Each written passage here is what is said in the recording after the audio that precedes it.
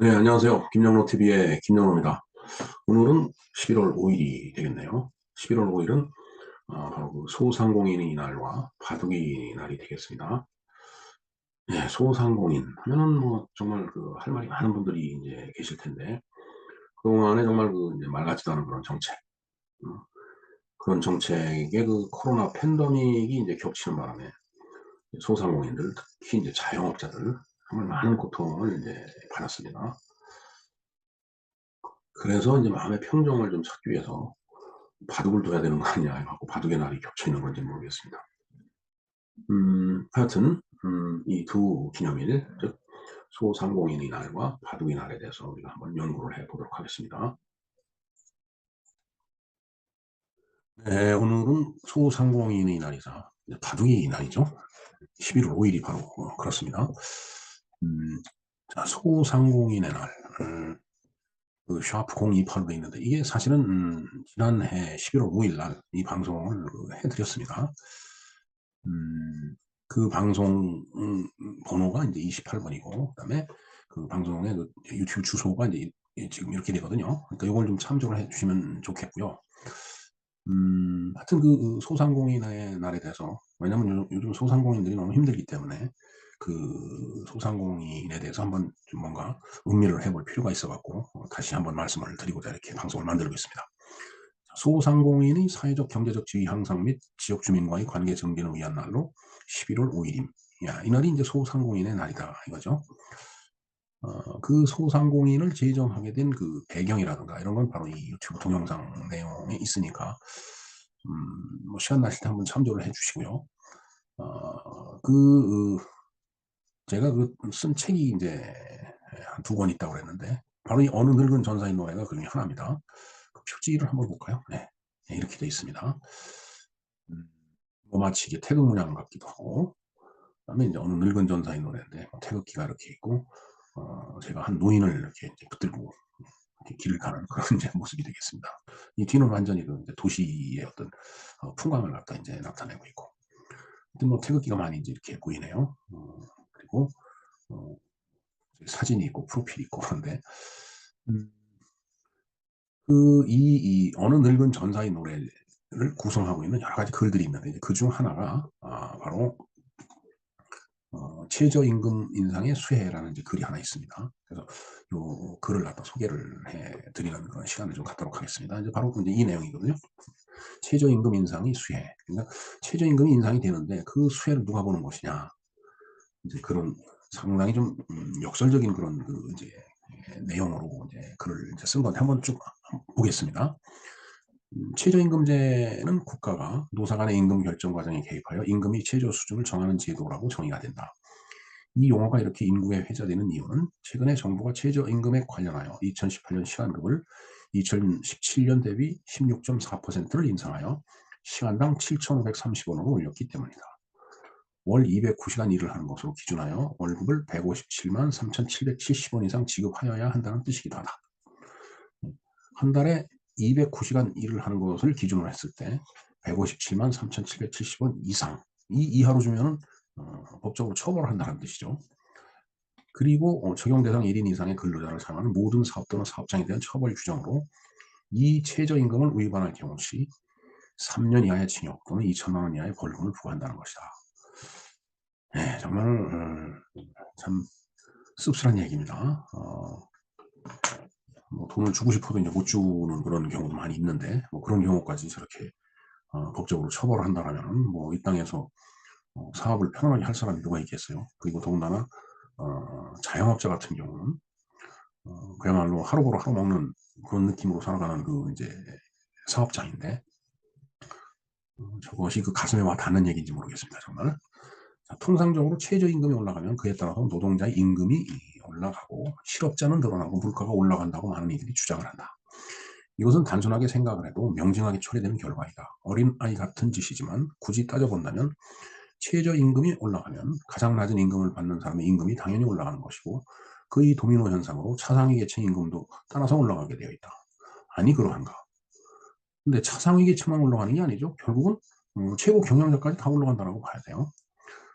임금이 오른다는 이야기는 사업주로서의 경상 비용의 증가와 재료비의 상승을 맞대하게 되니 기존의 한계 비용을 지키는 선에서 노동자의 수를 줄이거나 자동화를 추진하여 인건비의 상승을 제한 내지 유지를 하게 된다. 뭐 그럴 수뿐이 없겠죠. 경상 비용이 자꾸 증가하는데 그럼 재료비도 늘어나고 인건비 최저임금을 올리면 인건비만 늘어나는 게 아니에요. 인건비가 늘어나면 그 인건비를 포함하고 있는 재료비도 같이 늘어나는 거죠. 그러나 실업자가 늘어난다는 것이다. 그렇죠. 인건비를 계속 증가해서 지급할 수 없으니까 뭐 매출이 정해져 있기 때문에 뭐 뻔한 거라는 얘기죠. 특히 이제 자영업자 같은 경우는 뭐 그냥 같은 업종이 다다닥 붙어 있는 그런 거리라면은 정말 그야말로 피 튀기는 전쟁 속에서 매출을 올리고 인건비를 지급하나 해야 된다는 얘기인데 매출이 뭐 말같이 이렇게 쉽게 올라가나요? 예? 어디 그뿐이랴. 최저임금보다 더 낮은 임금을 받으면서도 일을 하고자 하는 사람들이 일자리마저 빼앗는 결과가 된다는 것이다. 더 낮은 임금을 받고라도 일을 하겠다라고 얘기를 해도 법적인 처벌이 두렵기 때문에 할 수가 없는 거예요. 결국은 일자리를 빼앗는 거다라는 얘기죠.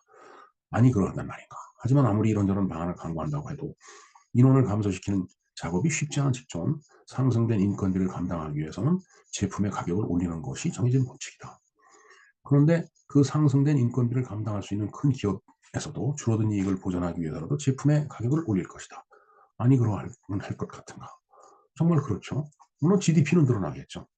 어떻게 보면 GDP의 허상일 수가 있습니다. 그게 인플레이션이 자꾸 그렇게 일어나고 점점 뭐 물건의 가치는 똑같은데 그냥 숫자로 표현되는 가격만 자꾸 올라가는 거예요. 그럼 그걸 다 합산해 갖고 달러로 나누니까 우리나라 GDP가 뭐 35,000이네 4만이네 막 이렇게 얘기를 하게 되겠죠. 그것도 그 허상이라고 보여집니다. 들리는 말에 의하면 최저임금을 결정하는데 인건비의 상승을 감당하지 못하는 가난한 사업자는 정부가 세금으로 보전해 준다고 그랬다는데 어떻게 보전한다는 것인지 무지렁이는 이해가 선뜻하지 않는다. 다시 말해서 세금으로 민간업체에 월급을 지원한다는 말인데 보전액 예상치를 보니 10,000원 인상의 경우 16조 원을 지원하게 된다고 하지만 그것도 계산을 정부가 잘했느니 틀렸느니 하면 말이 많다. 많은 업체들이 이를 지킬 여력이 없으면 앞에서 언급을 했듯이 자동화로 노동자를 대체하려고 할 것이다. 그렇지 않겠어요? 하지만 자동화도 시간을 요하는 작업이며 자동화 한다고 해서 뭐 오늘 아침에 그래 자동화 하자 해놓고 내일 아침에 자동화 기계가 들어온 건 아니죠. 그런 자동화 기계를 만들려면 또 엄청난 투자가 필요하고 또 시간이 들어가야 돼요. 그 사이에 문을 닫을 수도 있죠. 하지만 자동화도 시간을 요하는 작업이나 투자를 요구하는 일이다. 그러니 그도저도 안 되면 많은 사업자들이 사업을 정리하는 방향으로 물이 흐르듯이 흘러갈 것이다. 법이란 물이 흐르듯이 가는 것이라더니 관련 법에 의해서 정말로 물 흐르듯이 사업체가 정리되지 않을까 우려가 되는 것이 현실이다. 노동자의 급여는 그 노동이 만들어내는 생산성에 비례한다. 이건 뭐 당연한 얘기죠. 이건 속학이 아니더라도 이건 뭐 뻔한 거예요. 벌지 못하는데 어떻게 월급을 주겠어요. 이것은 그러한 속학의 말을 빌리지 않더라도 당연히 맞는 말이다. 중소기업이나 소상공인 같은 경우는 급여를 많이 주고 싶어도 못 주는 상황일지니 누가 그 심정을 알아주랴. 물론 생산성 하면 양쪽 모두 할 말이 많을 것이다. 즉 많이 벌지 못했으니 많이 줄 수가 없다. 그리고 일은 받는 만큼 하게 되는 것이다. 라고 노사 간의 주장이 팽팽하게 맞서서 또 싸우는 것일 테다. 다시 말해서 빈약이 악순환이다. 아주 가혹하게 말한다면 둘 다 별 볼 일 없는 것들끼리 싸운다는 뜻이 된다. 정부가 또 한번 닭대가리들의 싸움을 시키는 것이다. 치킨 게임이라고 하죠. 서로 마주보는 전기기관차가 서로 달리는 거예요. 그걸 치킨 게임이라고 하잖아요. 그래도 대기업에 다니는 직원들은 이러한 악순환에 덜 적용될 것이고 세금으로 급여를 받는 공무원들은 먼 나라 딴 나라 아니 화성이나 금성의 이야기가 될 것이라고 본다. 꼭 그렇지 않더라고 주장을 하는지 모르지만 대체적으로 그럴 거라고 보여집니다. 하여튼 자영업자로 대변되는 소상공인들은 생산성이 오르지 않는 한 사람을 줄이거나 제품의 가격을 비례적으로 인상해야 한다. 네, 아까 했던 말씀을 다시 한번 반복하는 겁니다. 앞에서 그 주 73번 있었는데요. 여기 그 심정. 네. 주고 싶어도 못 주는 심정. 줄을 볼까요? 이를 두고 달린 인터넷 댓글을 보면 능력도 없는 것들이 사장 소리는 듣고 싶어서 이 얘기는 능력도 없는 것들이 사장 소리는 듣고 싶어서 회사를 차리든 뭐 구멍가게를 차리든 그래 놓고 직원을 고용하고서 그 직원한테 월급을 못 준다 이런 얘기예요. 이건 정말 악담이죠. 아주 이건 의도적으로 하는 댓글이고 아주 인성이 못된 인성을 가진 사람들이 이제 달아내는 댓글이라고 저는 봅니다. 자, 이것은 자신이 정치 세력을 옹호하기 위해서 의도적으로 다는 대가로 판단이 되면 이는 지극히 몰상식한 자들의 행태이다. 저는 그렇게 봅니다. 자, 아마 모르면 몰라도 물가 인상이 오르는 분위기로 시장의 공기가 바뀌면 그것이 대세가 될 것이다. 혹자는 또 그런다. 생산성을 올리려면 투자를 해야 된다고 말이다. 하지만 그럴 수만 있다면 여기가 얼마나 행복한 나라일까. 그도 저도 다 해보았지만 생산성이 비용을 감당하지 못하는 한 기업자는 십자같이 멋있는 표현을 멋있게 표현하여 사업을, 반면 거지같이 구차하게 표현해서 구멍가게를 정리해야 된다라는 얘기다. 그렇죠. 사업을 정리한다, 구멍가게를 정리한다, 똑같은 말이에요. 나에게는 무엇보다 더 걱정되는 것이 있다. 대부분 외국인 노동자인 중국 동포들이 담당하고 있는 간병인 일당도 내년부터는 오르지 않겠는가. 그러면 간병인비가 인상이 될 것이고 임금이 상승으로 초래되는 물가 인상에 의해서 병원에서 사용하는 모든 물품이 매입가도 오를 것이고, 그리고 병원에서 근무하는 노동자들의 임금도 오를 것이니 따라서 반신불수나 다름없이 어머니가 누워 계신 요양병원의 입원비 또한 곧 오르지 않겠는가.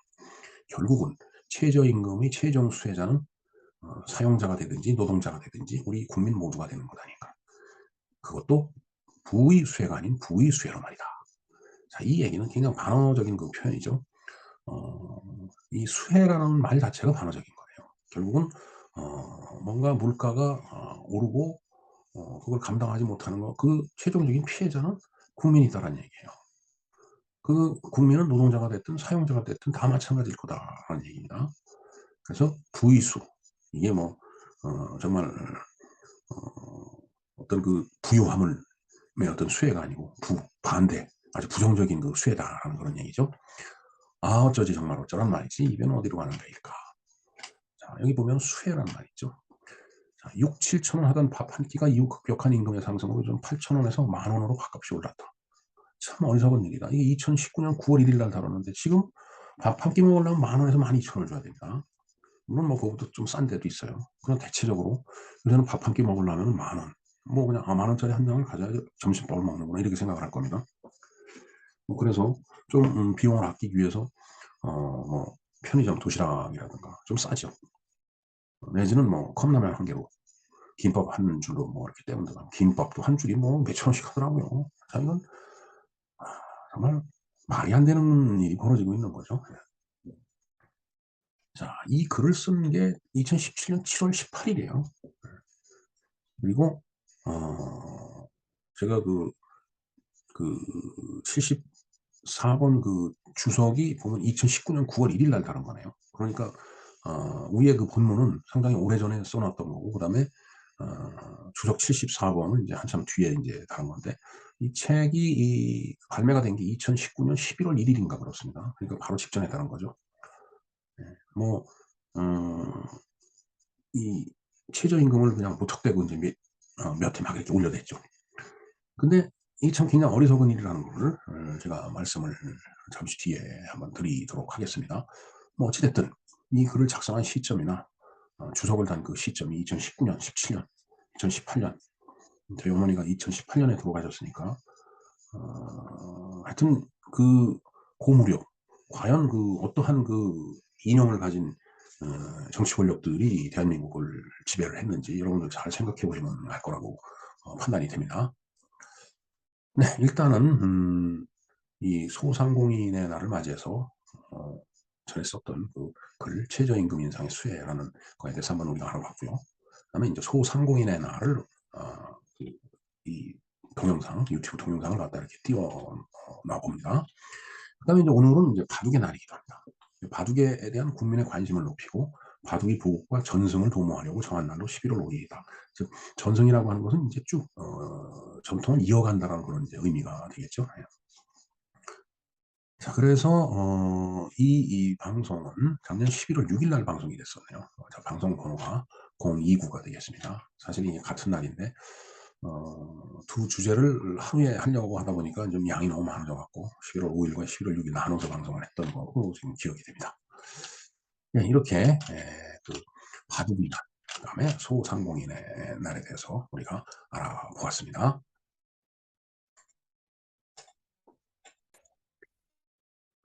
네, 예상과 같이 소상공인의 날, 그리고 바둑의 날에 대해서 우리가 좀 알아보았습니다.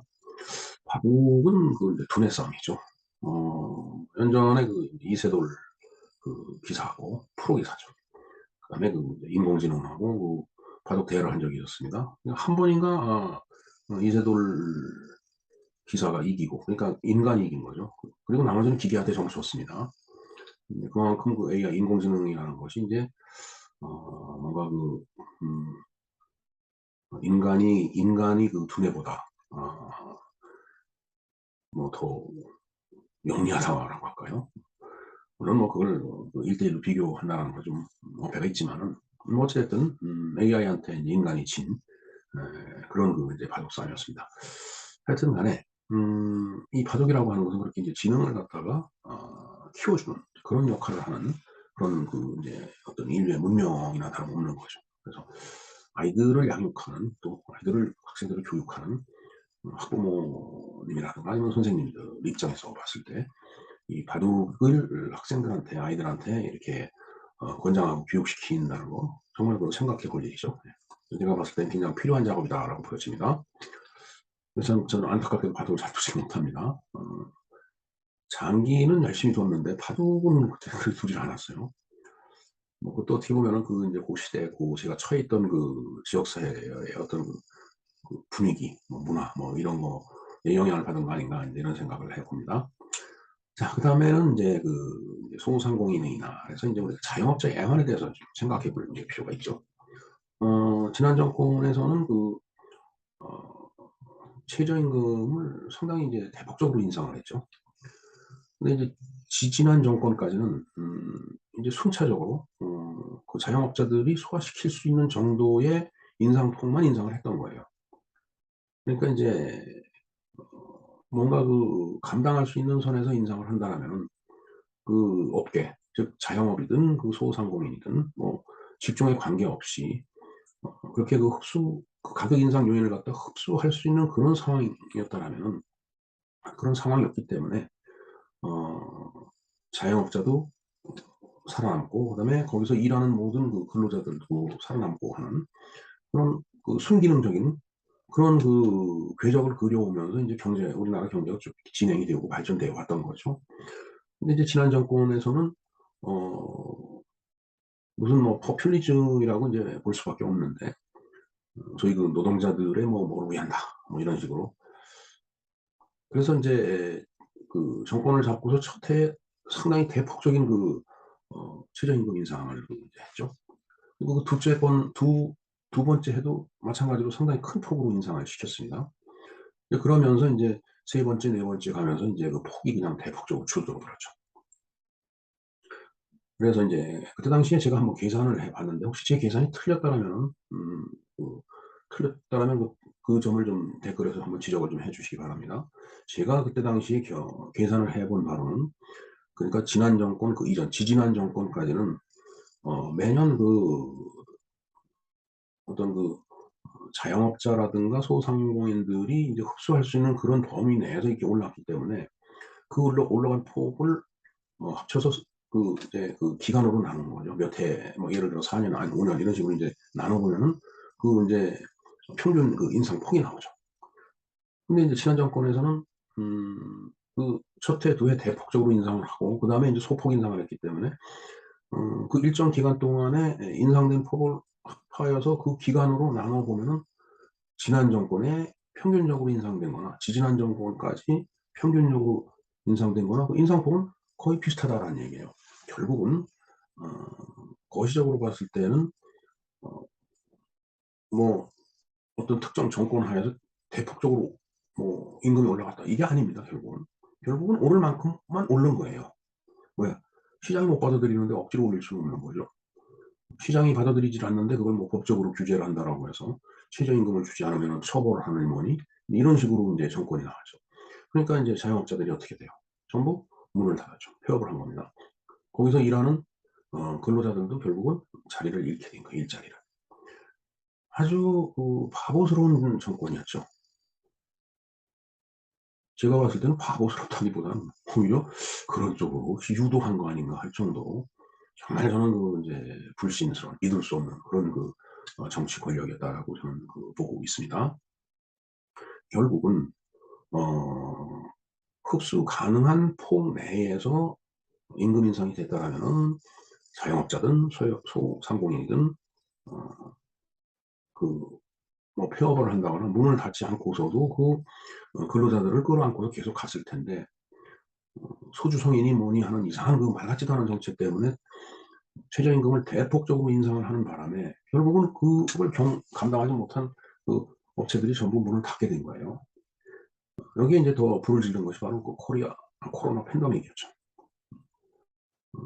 어떤 감염을 막기 위해서 영업시간을 제한하고 그다음에 거리 두기를 하고 이러다 보니까 이제 더 이제 자영업자들이 어려워졌기 때문에 더 많은 수가 문을 닫게 되고, 결국은 문을 닫다 보니까 길거리에 어떤 임대 간판 이런 것들이 인제 질비하게 나붙게 되고, 이 결국은 전체적인 인상폭을 기간으로 나눠서 봤을 때에 그 정권이나 이전 정권이 오른 폭이 평균적으로 오른 폭이 인제 비슷하다라면은 결국은 '헛짓을 한 거다.'라고 저는 생각을 합니다. 결국은 어 그로 인해서 많은 자영업자나 소상공인들이 망하고 문을 닫고 폐업을 했는데, 어 정말 실험적으로 하다가 그렇게 된 건지 아니면 의도적으로 그렇게 한 건지 저 솔직히 알 수가 없습니다. 뭐 그 일을 자책한 사람들이나 뭐 알고 있겠죠. 알고 했다라면은 어리석은 사람들이고, 모르고 했다라면 어리석은 사람들이고, 알고 했다라면 나쁜 사람들이죠. 자, 어찌 됐든 파산한 업체가 즐비하고 그로부터 인제 실직을 한 사람들 생활이 궁핍해졌죠. 그러다 보니까 그런 업체나 그런 궁핍한 계층을 갖다가 구제를 하고, 그다음에 모두 다 일자리 잃었기 때문에 일자리가 어떤 실업자 수가 늘어나니까 그걸 감추기 위해서 또 뭐 이상한 이제 뭐 퍼주기식 그런 일자리를 많이 만들었죠.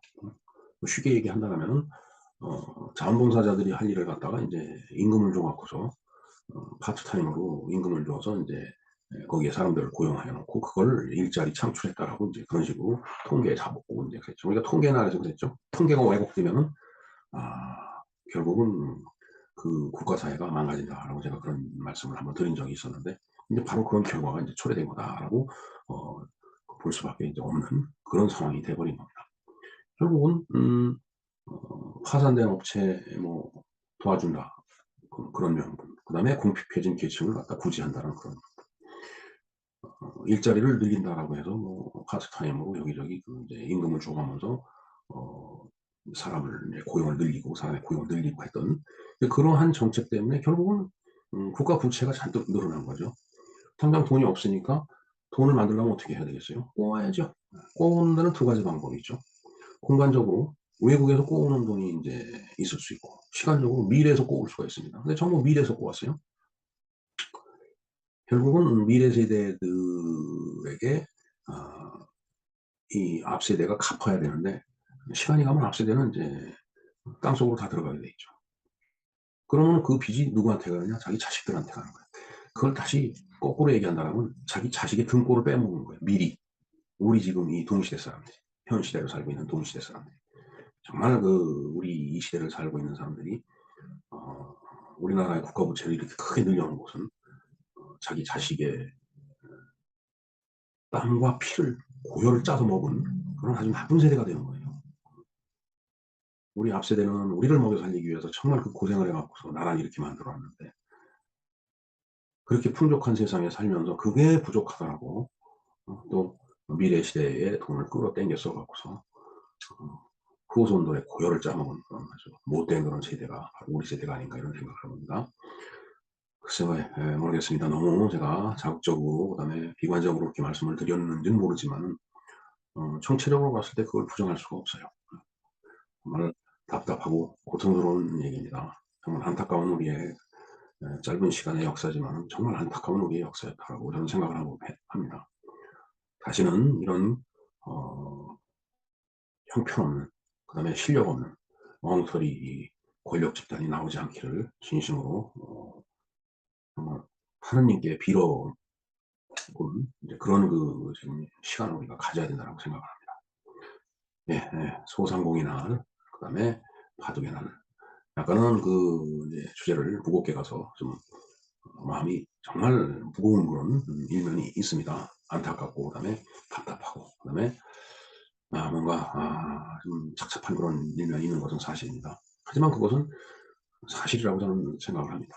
그런 의미에서 우리가 어 동시대를 살면서 반성을 좀 해야 되지 않을까 이런 생각을 해 봅니다. 예 이상 김영로 TV의 김영로였습니다. 감사합니다.